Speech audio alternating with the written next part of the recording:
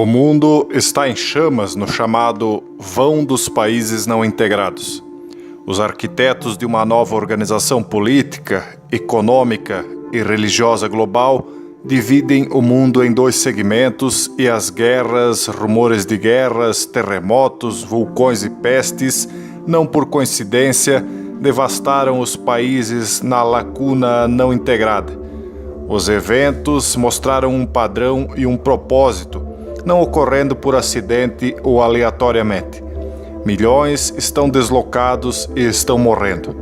Se você já entendeu o que a nova organização global significa e como ela está sendo implementada gradualmente, você poderá vê-la progredindo em suas notícias diárias. Primeiro, entenda uma coisa. Alguns países e regiões estão atrasados em relação ao resto do mundo e por isto não podem ser incorporados da maneira que estão à economia e ao governo global, que precisam ser empurradas adiante para se unirem ao corpo mundial. Depois, você poderá entender por que estamos agora com guerras em todos os cantos do mundo e por que continuaremos em guerra desde o Oriente Médio até a Península Coreana, a Indonésia, ao Paquistão, a Cuba, a Somália e a Timor-Leste, tudo até o grande desfecho final. Todo esse pensamento estratégico que é atribuído ao Pentágono é esboçado em um livro intitulado, abre aspas, O Novo Mapa do Pentágono, fecha aspas, de Thomas P.M. Barnett. O autor é professor do US Naval War College e pesquisador estratégico sênior. De acordo com o pensamento iluminista, existem apenas dois tipos de nações no mundo hoje. Primeiro, as nações que já estão funcionando no novo sistema global ou que estão clara e firmemente indo nessa direção e são consideradas do núcleo funcional.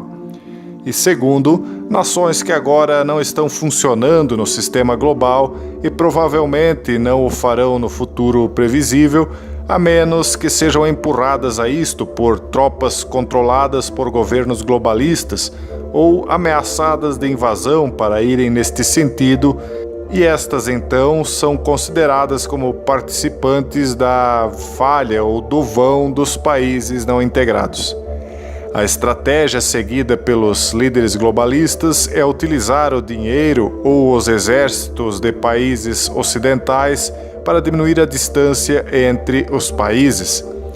A apresentação do livro antes citado afirma que, abre aspas, o novo mapa do Pentágono é uma abordagem de ponta para a globalização que combina segurança, fatores econômicos, políticos e culturais para fazer nada menos que prever e explicar a natureza da guerra e da paz no século XXI. O livro de Barnett cristaliza recentes fatos da história e a estratégia militar norte-americana estabelecem os parâmetros para o futuro de nossas forças, delineiam o papel único que a América pode e desempenhará no estabelecimento da estabilidade internacional. Para quem quer entender os iraquianos, os afegãos e os liberianos do presente e do futuro, os novos laços íntimos entre a política externa e a segurança nacional, as realidades operacionais do mundo tal como existe hoje, o novo mapa do Pentágono é um modelo, uma pedra de Roseta, fecha aspas. Em outras palavras, o Pentágono, segundo o livro, teria desenvolvido uma estratégia global que irá, primeiro, explicar a natureza da guerra e da paz no século XXI, segundo, definir os parâmetros para onde as forças provavelmente serão encaminhadas no futuro. E terceiro, descreve o papel único que a América pode e vai desempenhar no estabelecimento da estabilidade internacional. Há quem diga que as áreas contra as quais George W. Bush foi à guerra após o 11 de setembro já estavam planejadas muito antes do ataque às Torres Gêmeas. Ao analisar o livro, você tem que entender previamente que o autor parece fazer um certo esforço para a desinformação, pois o globalismo no macrocosmos já foi planejado há 243 anos e na sua fase atual, logo após a Segunda Guerra Mundial. Portanto, este autor descreve este plano como uma nova estratégia concebida depois do 11 de setembro, o que não é bem verdade. No entanto, o restante do livro, embora parte dele já tenha se concretizado, servia em seu lançamento para ver onde as próximas mudanças de regime ocorreriam, do Oriente Médio à Coreia do Norte, à Indonésia e além, mas agora ainda servem para vermos o que está faltando e por que o que já ocorreu foi assim. Além disto, é importante perceber que a eleição de Donald Trump acabou suspendendo a execução dos planos globalistas que podem voltar a serem executados quando um globalista voltar ao poder, ou podem passar a ser executados de outra maneira se Trump não for um patriota como se tem propagado. Vamos lá então. Analisemos o livro Novo Mapa do Pentágono, por Thomas P.M. Barnett, da Faculdade de Guerra Naval dos Estados Unidos, revista Esquire, de março de 2003. Bom, na página 174 do referido livro está escrito, abre aspas, nossa próxima guerra no Golfo irá marcar um ponto de inflexão histórico, o momento em que Washington assume a propriedade real da segurança estratégica na era da globalização, fecha aspas. Washington, D.C., planejando, abre aspas, assumir a propriedade real da segurança estratégica, fecha aspas, em outros países, é obviamente a queda da soberania dos mesmos. Usando o 11 de setembro como desculpa, o presidente Bush usou os Estados Unidos como ariete do superpoder para derrubar as nações que realmente estão no caminho da plena implementação da nova ordem mundial.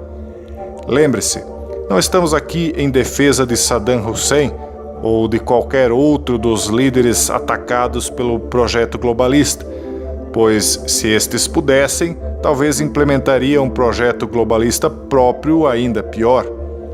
O que estamos aqui fazendo é analisando o projeto globalista que até então está sendo o mais bem-sucedido, embora esteja perdendo terreno para o projeto eurasiano.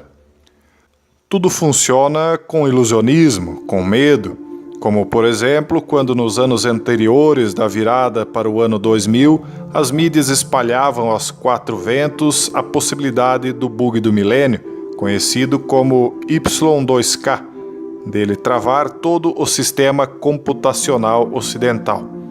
Na realidade, nada disto ocorreu com quem não se atualizou. Porém, países ricos e pobres acabaram atualizando seus sistemas de computador, podendo então se conectar à economia digital do sistema global. Detalhes como este, ou como a padronização mundial dos métodos de lançamentos contábeis, têm um objetivo. Porém, não eram e não são apenas problemas técnicos ou de atraso tecnológico que impediam e ainda impedem o plano da nova ordem mundial. Há razões tão mais profundamente arraigadas que uma invasão ou uma ameaça de invasão, que seria uma guerra ou os rumores de guerra, seriam necessários para mudar o regime, de modo que líderes complacentes e receptivos possam ser implantados nesses países. Esses fatores não técnicos são: primeiro, ditadura repressiva dirigida por um homem só; segundo, religiões repressivas que se apegam à tradição com todos os meios, resistindo assim ao novo paradigma liberal; terceiro, A pobreza abjeta é mencionada como uma razão pela qual um país não está conectado ao sistema global, mas a pobreza é geralmente o resultado de uma ditadura repressiva que extrai enormes recursos da economia ou é tão repressiva que ele não permitirá liberdades individuais necessárias para produzir riqueza na economia. Assim, o globalismo chegou a utilizar dos países ocidentais, especialmente os Estados Unidos, para tomar posse real da segurança estratégica desses tipos de países. Já vimos que, na prática, as coisas não funcionaram exatamente como o planejado, pois ao derrubar Saddam Hussein, por exemplo, e ao assumir o controle da segurança estratégica do Iraque, depois de assumir o controle de Bagdá, as forças norte-americanas que se concentraram nas fronteiras da Síria e do Irã, ameaçando-as com a força militar que consideraram necessária para assumir o controle de sua segurança estratégica, não conseguiram nada além de ver florescer o EI dentro da Síria. Usar a América desta maneira é dar aso ao princípio iluminista de que uma parte dos homens pode guiar os outros mesmo contra sua vontade. Mas veremos mais sobre isto adiante. Um forte abraço e até o próximo vídeo, se Deus quiser.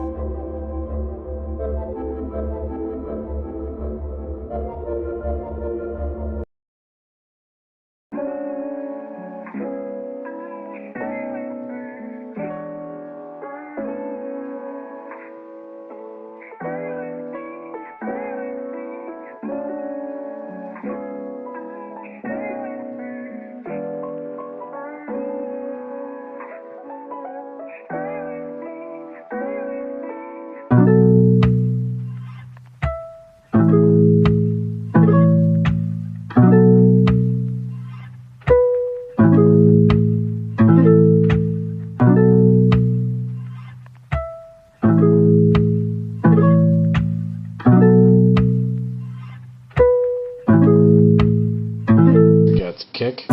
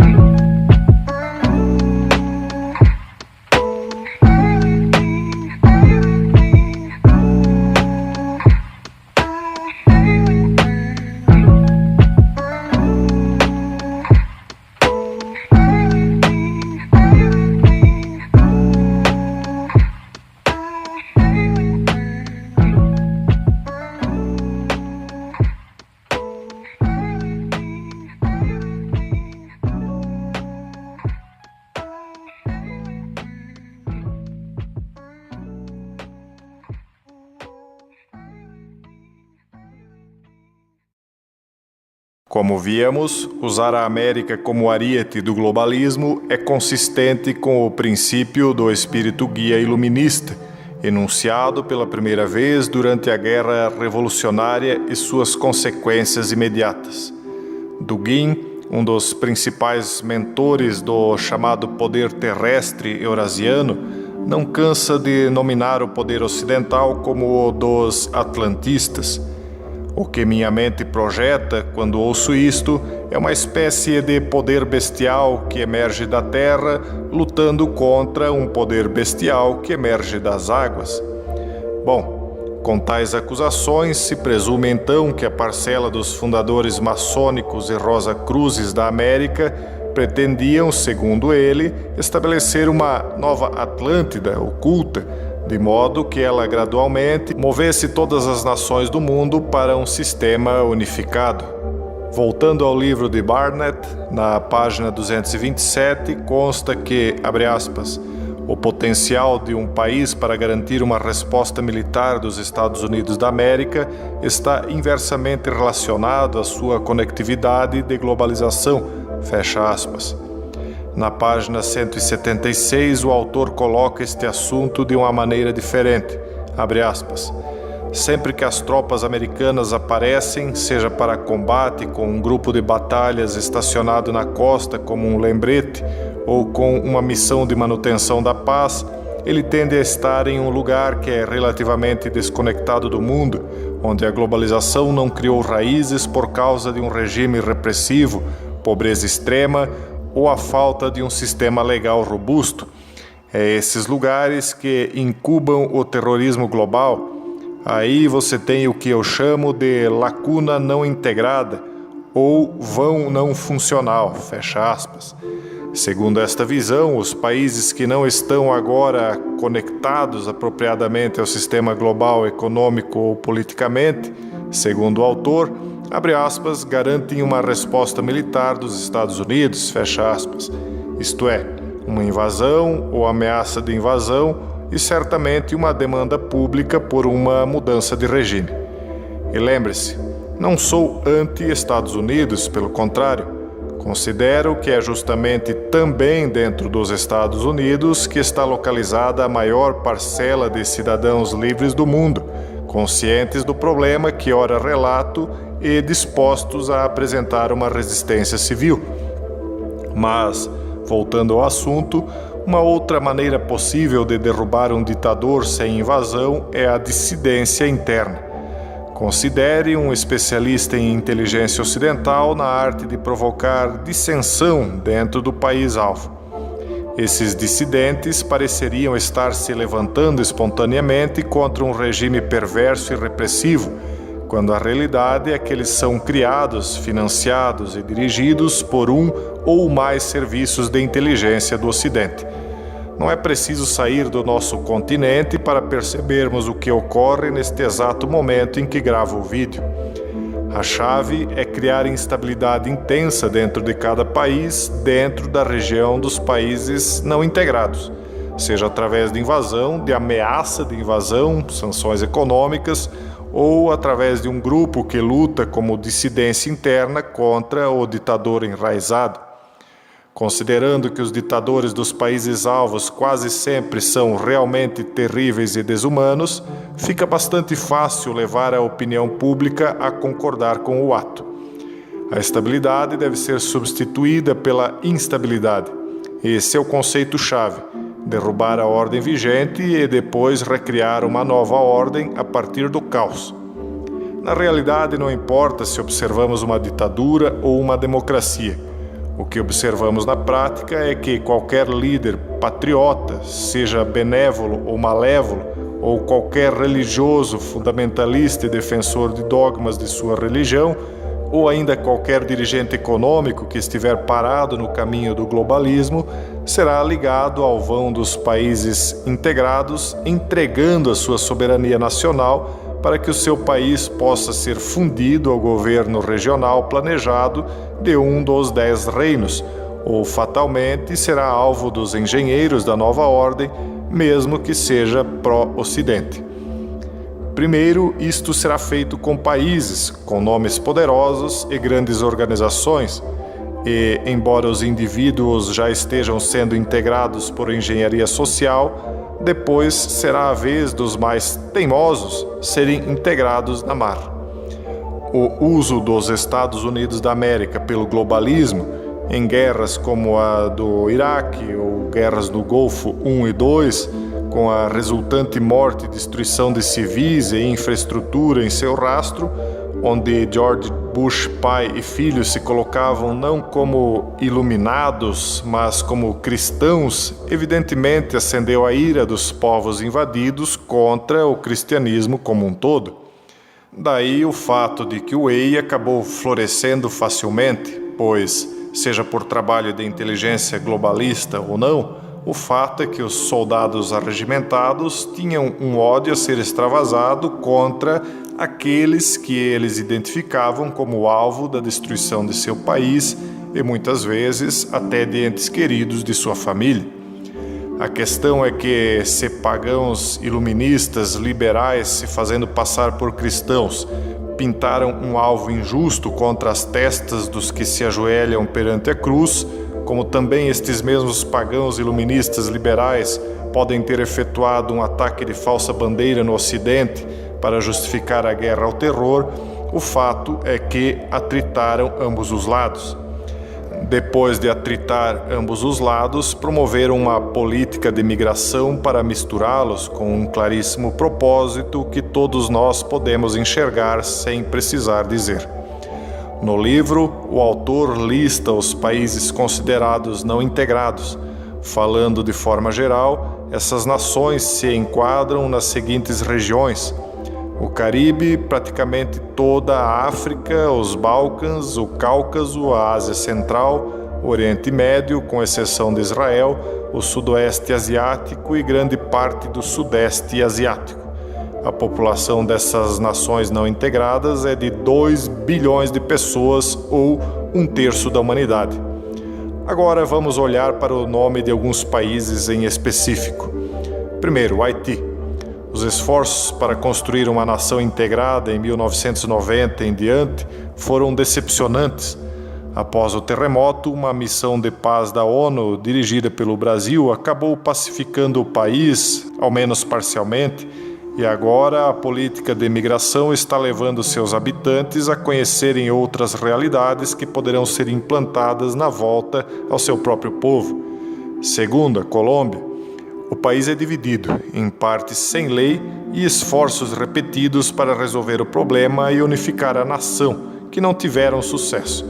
Como parte do plano para integrar definitivamente a Colômbia, foi oferecido aos guerrilheiros a reintegração social e política de seus membros com anistia total. Terceiro, a ex-Iugoslávia.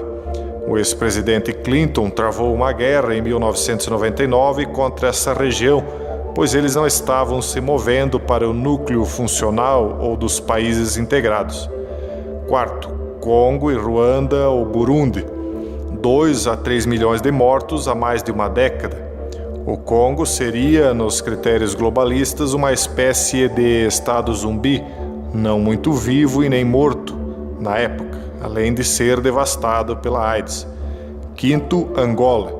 Nunca resolveu definitivamente a sua guerra civil, totalizando 1,5 milhões de mortos no último terço de século. Sexto, África do Sul. Embora seja um país mais avançado, está tornando a escorregar para o vão dos países não integrados, sendo visto como um país com pouca segurança jurídica, a julgar pelas desapropriações dos agricultores brancos e com índices de criminalidade e doenças como a AIDS como uma grande preocupação. As políticas socialistas herdadas de Mandela e a discriminação reversa reduziram grandemente o grau de, digamos, funcionamento deste país dentro do núcleo projetado pelo globalismo. Sétimo, Israel e o Estado palestino. Embora já tenham sido inúmeras as tentativas de pacificação, o terror parece não querer diminuir nunca ali, sendo que o escritor escreveu na página 177 que, abre aspas, o terror não vai diminuir. Não há geração na Cisjordânia que queira mais do que mais violência, fecha aspas.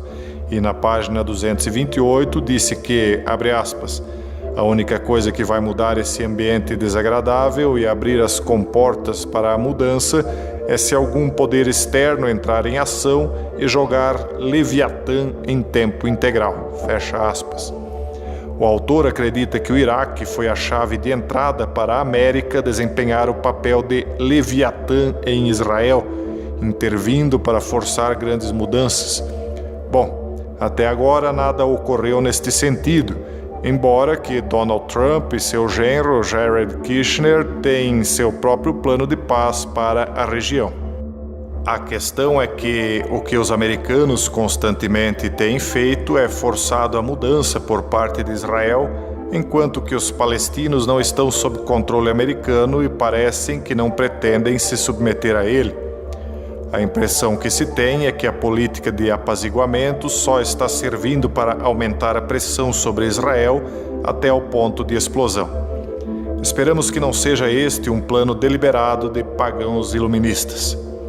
O oitavo, a Arábia Saudita, onde os Estados Unidos são a mão que impede o colapso desta importante nação com sua política de petrodólares. Adversário regional do Irã, tem o wahhabismo militante emanando desse reino, o que é algo bastante considerável. É que, se por um lado o príncipe pareça desejar modernizar e integrar a Arábia Saudita através de iniciativas como o Neom, por outro lado, a tradição, a fé e os dogmas wahhabitas acabam protegendo a região desta mesma integração. Um grande problema para os planos globalistas. Nono, o Iraque. Ali a guerra não acabou como o globalismo esperava. Na verdade, se você notar, os planos deram totalmente errado em quase todos os pontos. Os iraquianos acabaram odiando os Estados Unidos e insistem em promover líderes não alinhados com o Ocidente. 10º, Somália. Bom, para resumir como o autor na página 177 enxerga este país, ela seria um Vietnã de um homem pobre. 11º, o Irã.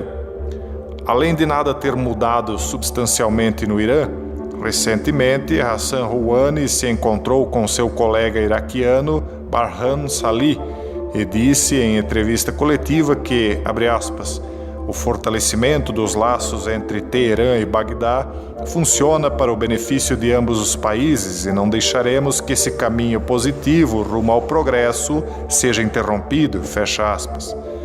Já Barham Salih disse que, abre aspas, precisamos passar detalhes triviais nas relações mútuas e pensar no espaço maior e mais amplo de cooperação e laços, porque isso serviria melhor aos interesses dos dois países, fecha aspas. Embora a pressão popular continue no Irã, o fato é que a China, para sua estratégia One Belt, One Road, vale a pena dar suporte ao atual regime. Veremos mais adiante. Um forte abraço e até o próximo vídeo, se Deus quiser.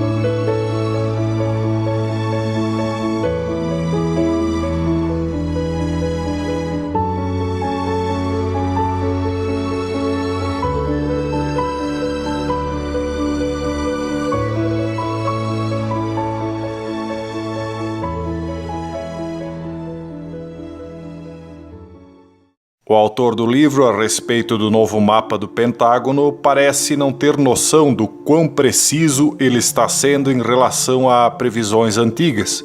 Embora que, quando ele escreveu o livro, parecia impossível a queda do sistema globalista liberal anti-ocidental, hoje as coisas mudaram um pouco, com Trump, ao menos temporariamente.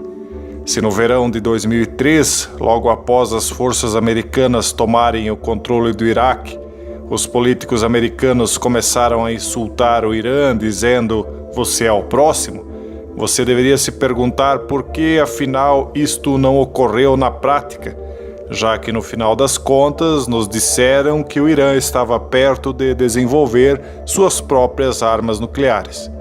Na prática, você vê que o regime prevalente no Irã não só continua firme, mas hoje está aliado à Rússia, que acabou ingressando de cabeça no Oriente Médio, o que seria impensável através dos métodos de análise geopolítica tradicional há pouco mais de uma década atrás. Embora para os menos atentos possa parecer que o globalismo queira favorecer o Ocidente ou mesmo Israel, o que mais me parece ser é que estejam se colocando acima disto tudo, querendo provocar um atrito final entre as religiões abraâmicas para depois de tudo prevalecer sobre todas elas. Veja que, embora tenha feito muitas ameaças, o presidente Bush silenciosamente dispersou as forças armadas americanas, não disparando um único tiro contra o Irã. E, posteriormente, o governo Obama fez um acordo bilionário com o Irã, ora denunciado e revogado por Donald Trump. A disparidade de forças dos Estados Unidos da América e seus aliados contra o Irã era enorme no verão de 2003 e nunca mais será tão boa assim. Portanto, se não o fizeram na época em que já estavam acampados nas portas do seu adversário, é sinal de que os Estados Unidos tendem a nunca mais atacar de verdade o Irã. Se foi assim na época, por que seria diferente hoje, quando o presidente da Rússia, Putin, poderia considerar um ataque ao Irã como um ataque à própria Rússia? Portanto, tanto Israel quanto os Estados Unidos sabem que um ataque ao Irã muito provavelmente desencadearia uma guerra mundial com a Rússia envolvida. Como a Rússia comanda um avançado sistema de armas escalares, nem a América nem Israel jamais atacarão esta antiga Pérsia a partir de agora. Por que, então, o Ocidente tem martelado publicamente a liderança iraniana nos últimos anos na acusação de desenvolvimento de armamento nuclear? Uma das conclusões lógicas é que algo pode estar sendo feito, talvez pela própria inteligência ocidental ou russa, para propositalmente jogar o Irã nos braços do urso russo em busca de proteção. Esta incessante campanha contra o Irã acaba por forçá-lo firmemente à órbita russa.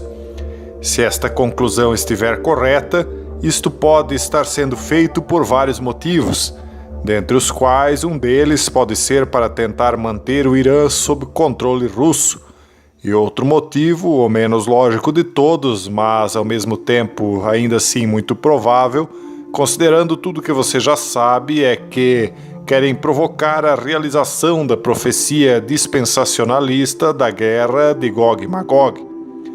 Se é uma profecia autorrealizável ou não, o que é fato é que o palco de Megido nunca pareceu tão bem ajustado.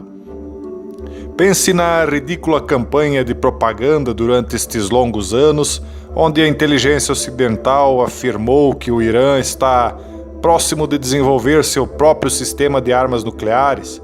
De tempos em tempos, durante anos, o alerta de que o Irã terá sua capacidade de armas nucleares entre 12 e 15 meses se repete desde junho de 2002. Bom, este tempo já se esgotou várias vezes, mas e se uma declaração de um general russo sobre as armas nucleares do Irã, que inclusive não foi registrada na grande mídia, for verdadeira? Talvez tenha sido um lapso, talvez um mero engano, mas o então chefe do Estado-Maior russo, general Yuri Baluyevsky, deu uma entrevista em Moscou durante a cúpula Bush-Putin e foi perguntado se o Irã de fato disparou o míssil de alcance intermediário Shihab-3 em um teste bem-sucedido no final daquele mês. Até aí tudo bem, mas a segunda pergunta foi se o Irã poderia ameaçar Israel, a Rússia ou os Estados Unidos com seus programas nucleares e de mísseis. Então, o general russo, na época, dá uma guinada surpreendente e responde que o Irã, ou as armas nucleares do Irã, não são ICBMs, com alcance de 5.500 quilômetros ou mais. Como é que é? Armas nucleares do Irã? Se não foi uma confusão, um lapso, e se o Irã possuir uma capacidade nuclear já desde o início de 2002, todos esses avisos de que ele está prestes a produzir uma arma nuclear são pura propaganda. Aqui estamos, anos depois, passados o governo Bush, depois o Obama e agora no meio do primeiro mandato de Donald Trump, e a mídia continua em franca propaganda da ameaça de guerra nuclear iraniana. Bom, cada vez que o preço do petróleo caía, o alarme soava e os porta-aviões eram despachados para o Estreito de Hormuz, tornando a elevar os preços. Além disso, o Irã sofreu muito com vários terremotos poderosos durante este período de tempo. Embora o novo mapa do Pentágono não aborde a questão dos desastres naturais que causam condições que poderiam resultar em mudança de regime, há denúncias de ondas sísmicas produzidas por armas escalares. Se são verdade, difícil saber. É praticamente impossível convencer o homem comum de que a atual ciência já poderia ser capaz de causar terremotos e vulcões usando ondas eletromagnéticas. E então, para isto, a citação de 1997 do secretário de Defesa William Cohen é inestimável. Em um discurso em 28 de abril de 1997, na Universidade da Geórgia, em Atenas, o secretário Cohen falou sobre terrorismo, armas de destruição maciça e estratégia dos Estados Unidos no Sumnum Policy Forum. Durante esse discurso, o secretário Cohen afirmou que os inimigos americanos possuiriam tecnologia eletromagnética que, abre aspas, poderia alterar o clima, desencadear terremotos e vulcões remotamente através do uso de ondas eletromagnéticas, fecha aspas. Sinceramente, não tenho qualquer prova neste sentido. Porém, como duvidar de algo assim diante de tão fantásticas ocorrências do mundo atual? Assim, não é que os Estados Unidos não desejassem derrotar o Irã. A questão é que talvez uma contra-estratégia iraniana para derrotar os Estados Unidos em seu plano de intervenção no Oriente Médio pode ter sido colocada em prática. Este plano iraniano teria sido criar muitos incêndios com uma guerra muito maior no Afeganistão depois que os Estados Unidos se atolaram no Iraque. Se por um longo período a presença norte-americana tem sido um pouco abafada porque as forças da OTAN assumiram o controle do esforço de guerra na época, hoje, com Donald Trump, torna a se falar constantemente no assunto quando Trump informa que trará as tropas de seu país de volta. Lembrem que Donald Trump reclamou com os líderes europeus de estes não estarem bancando financeiramente a OTAN na mesma proporção que os Estados Unidos. E lembrem que a revogação que Trump fez do tratado nuclear feito pelo governo Obama com o Irã foi amplamente criticado por lideranças europeias que prometeram ignorar as sanções americanas e continuar negociando com o Irã. A guerra americana no Afeganistão parece nunca terá um fim. O Talibã mudou suas táticas, aprendendo muito com seus irmãos insurgentes iraquianos. O Talibã controlou por muito tempo e efetivamente grande parte do Afeganistão e do vizinho Paquistão. A fronteira foi efetivamente apagada, tornando muito mais fácil para a insurgência do Talibã travar uma guerra contra a OTAN. O Paquistão voltou recentemente aos comentários quando um comboio foi atacado na Índia. A preocupação de sempre é que o Paquistão realmente tenha armamento nuclear apto a ser utilizado em um momento de conflito com a Índia, especialmente se o poder no Paquistão acabar, hora ou outra, nas mãos de um governo extremista. O Paquistão está claramente sofrendo convulsões internas e seus militantes derrubarem o governo, que ainda tem muitas atitudes que, se você não puder considerar pró-ocidental, ao menos não pode considerar radicais contra o Ocidente, mas, se o pior ocorrer, todo o Oriente Médio pode muito bem se iluminar em uma troca nuclear em grande escala. As forças americanas, que sempre foram puxadas para os combates no Paquistão, talvez acabem sendo retiradas do Afeganistão por Trump, justamente para que isto não ocorra. Em guerras com uso intenso de drones, como é o caso no Afeganistão, invariavelmente ocorrem erros que uma pessoa presente no campo de batalhas dificilmente deixaria ocorrer. Assim, famílias de inocentes que acabaram sendo pegos na linha de fogo, evidentemente acabarão dando apoio político aos grupos radicais anti-ocidentais. A Coreia do Norte, que seria o próximo regime na lista globalista, acabou se mostrando ainda mais inviável, já que tudo o que ocorreu no Iraque e na Síria mostra que os Estados Unidos não poderiam derrotar a Coreia do Norte sem recorrer a armas nucleares. Um confronto nas Coreias poderia ameaçar a própria sobrevivência do homem, ou levar ele próximo deste limite, para que então possam surgir com um Cristo cósmico das sociedades ocultistas ocidentais. Há apenas um pouco mais a ser dito sobre este assunto. Veremos sobre isto mais adiante. Um forte abraço e até o próximo vídeo, se Deus quiser.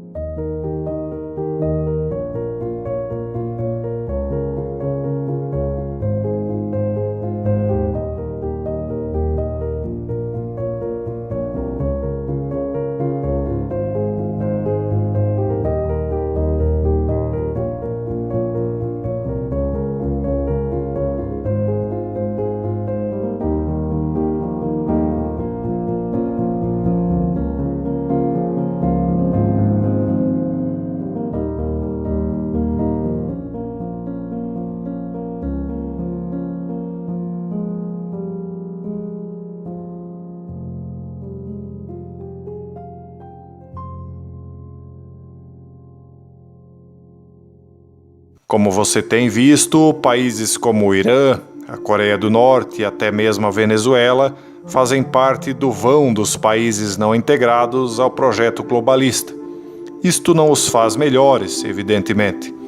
A Indonésia é outro destes países e temores de que um país como este possa se desintegrar politicamente, contendo uma das maiores populações muçulmanas do mundo, seria um pesadelo para estes povos e outro maior ainda para o projeto de integração no globalismo. Há anos, a Indonésia lançou uma poderosa campanha militar contra os terroristas militantes na região de Aceh, coisa que, se fosse bem sucedida, poderia ajudar a Indonésia a ingressar no núcleo de países integrados. A Indonésia é outro país singularmente devastado por terremotos monstruosos. O rescaldo de um enorme terremoto pode ser bastante valioso para a comunidade internacional que pretenda dar um empurrão a essas nações no século XXI. Lembre-se que o grande terremoto ocorrido no Haiti em 12 de janeiro de 2010, que matou mais de 220 mil pessoas, ferindo outras 300 mil e deslocando 2,3 milhões, que é quase um quarto da população, foi o que motivou o ingresso substancial da OTAN naquele país, que é o país mais pobre das Américas. Ajudas de órgãos internacionais são sempre acompanhados de tentativas de impor rigorosos controles financeiros e políticos, quase garantindo que o país seja empurrado para a modernização, querendo o país isto ou não. Como a Índia e o Paquistão estão em uma guerra perpétua pela Caxemira, isso envolve os Estados Unidos de uma forma como nunca se fez antes, uma vez que este ainda estaria em guerra contra o chamado terrorismo internacional. Tal fato poderia enviar a Índia e o Paquistão para a guerra nuclear, com a China sentada na fronteira pronta para apoiar o Paquistão, o que poderia, é preciso relembrar e deixar bem claro, mais uma vez casar com profecias de resultados humanos dramáticos. O projeto One Belt, One Road pode nunca ter sido projetado para isto, mas a precipitação dos fatos poderia um dia acabar tornando tal projeto de uma estrada da China que, se necessário, poderia levar seu gigantesco exército para o Oriente Médio, através do rio Eufrates, que, por sinal, está secando, o que facilitaria tal passagem. Bom, para isto seria necessário atravessar a seção paquistanesa da Caxemira. A Índia sabe por que a China dedicou tal tempo e despesa para construir o referido projeto por terra. A Índia sente-se muito ameaçada pela proximidade desta estrada com as suas fronteiras e está tentando controlar a secção da Caxemira dessa estrada, uma seção que está sendo disputada cada vez mais claramente com o Paquistão e a força. Esta, segundo minha visão, é a verdadeira razão pela qual o conflito Índia-Paquistão é tão importante, a estrada que recriaria a Rota da Seda. Os Estados Unidos invadiram o Afeganistão e o Iraque porque foram considerados países chaves na região da lacuna não integrada, segundo o livro. A guerra nesses países foi brutal e matou civis o suficiente para que todo o Oriente Médio tenha sido desestabilizado. No entanto, Bush estabeleceu um fim para a guerra do Iraque em 31 de dezembro de 2011, data que o presidente Obama parecia comprometido a cumprir, mas no mundo real, o fato é que até hoje ainda não há pacificação plena naquele país. Até a eleição de Trump, parecia que os Estados Unidos nunca deixariam os países do vão não integrado, seguindo a estratégia exposta por Thomas P.M. Barnett no O Novo Mapa do Pentágono. Porém, agora Trump parece apenas fazer um jogo de cena contra os países do vão, ao mesmo tempo em que constantemente fala em retirar as tropas americanas dos países ocupados. O que realmente Trump quer saberemos ao fim de seu mandato, mas por ora é assim que as coisas parecem. Podemos ver que a estratégia desenhada pelo autor do Novo Mapa do Pentágono combina perfeitamente com o plano do Clube de Roma para reorganizar as quase 200 nações do mundo no número de 10 supernações, ou reinos, como eu venho chamando há muitos anos. A maioria dos países da lacuna não integrada se enquadra na supernação número 7 ou na número 8. O caso é que esse cenário bem construído pelo Pentágono deu errado, e agora vemos o mundo sendo levado a uma queda livre, próximo de produzir uma terceira guerra mundial. Conforme nossa teoria, o paganismo iluminista, liberal e globalista deseja abertamente uma terceira guerra mundial desde 22 de janeiro de 1870, ou seja, mesmo antes de ocorrida a primeira, isto abertamente. Em breve, pretendo explicar como, segundo a visão ocultista de Albert Pike sobre como alcançar a nova ordem mundial, o seu espírito guia revelou-lhe que a única maneira pela qual o poderia fazer seria através de 3 guerras mundiais, sendo que é importante lembrar que esta visão ocorreu em 1870 e foi executada desde então como um plano, uma agenda. Assim, esta nova estratégia do Pentágono, como os fatos mostraram, estaria fadada ao fracasso e, propositalmente ou não, acabou trazendo o mundo à beira de uma terceira guerra que produziria o surgimento de um líder iluminista que pretenda unificar o mundo em um novo processo de paz ao seu modo. É claro que, durante o curso desta eventual terceira guerra mundial, muitas das nações não integradas podem acabar destruídas com armas de destruição em massa, já que, segundo os critérios deles, não estão se integrando com a rapidez necessária. Esta guerra estaria planejada para durar apenas 91 dias, e mataria mais do que todas as guerras do século XX combinadas. Com toda a destruição e os ataques terroristas planejados bem próximos de todos, os povos do mundo não perceberiam quando as nações do núcleo não integrado simplesmente desapareceriam quase que por completo. Embora esteja aparentemente parcialmente retardado, o plano global da Grande Fraternidade Branca prossegue, igualmente impulsionado por integrantes que tentam tomar ou retomar o poder na Europa e na América. Não há um prazo definido para que isto ocorra, mas como vemos as mudanças ocorrendo e os fatos se desenhando diariamente, podemos imaginar que não estamos muito longe de um desfecho. O que acontece se algumas destas nações resistirem com sucesso a essa estratégia global iluminista para integrá-las ao sistema mundial? O que acontece se o horário oculto se aproxima e várias nações não estão cooperando? Talvez os eventos de guerra preditos por homens santos no passado ocorrerão.